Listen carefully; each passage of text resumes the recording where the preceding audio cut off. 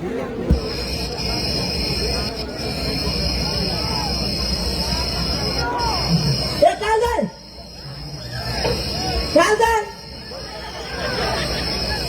हिजोको मुनेर आयो